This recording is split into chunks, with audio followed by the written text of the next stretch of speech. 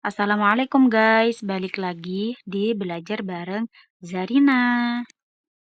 Sebelum itu, yuk subscribe dulu, like, dan komen.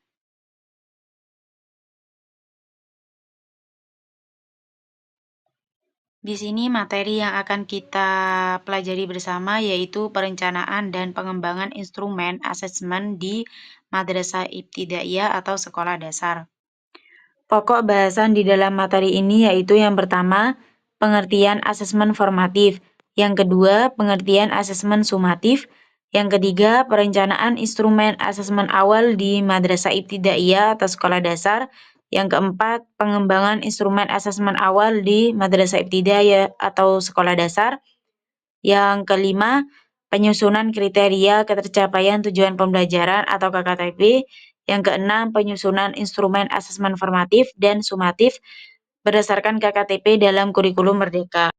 Materi yang akan kita bahas yang pertama yaitu pengertian asesmen formatif. Pengertian asesmen formatif yaitu proses evaluasi yang bertujuan untuk mengidentifikasi kesulitan dan kemajuan belajar siswa, serta memberikan umpan balik yang berguna untuk meningkatkan prestasi. Asesmen formatif membantu pendidik memantau pembelajaran dan memberikan umpan balik secara berkala, serta membantu siswa mengenali kekuatan dan aspek yang perlu diperbaiki. Selanjutnya yaitu materi pengertian asesmen sumatif. Asesmen sumatif adalah penilaian yang dilakukan untuk memastikan pencapaian tujuan pembelajaran, biasanya di akhir proses pembelajaran atau tahun ajaran. Dalam kurikulum Merdeka, asesmen sumatif juga dilakukan untuk mengevaluasi capaian belajar siswa dan memastikan tujuan pembelajaran tercapai, serta dapat dilakukan untuk beberapa tujuan pembelajaran secara bersamaan. Selanjutnya yaitu materi perencanaan instrumen asesmen awal di Madrasah Ibtidaiyah atau sekolah dasar. Pertama, identifikasi kebutuhan siswa. Yang kedua, merumuskan tujuan pembelajaran. Yang ketiga, menyusun alur tujuan pembelajaran. Yang keempat, merencanakan pembelajaran dan asesmen. Selanjutnya yaitu materi pengembangan instrumen asesmen awal di Madrasah Ibtidaiyah atau sekolah dasar, yaitu ada 4 tahap di dalamnya. Yang pertama tahap define, yang kedua tahap desain, yang ketiga tahap development, dan yang terakhir tahap implementasi.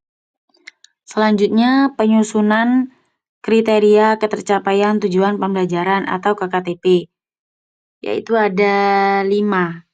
Yang pertama, mengidentifikasi tujuan pembelajaran. Yang kedua, menentukan indikator asesmen. Yang ketiga, menggunakan indikator asesmen.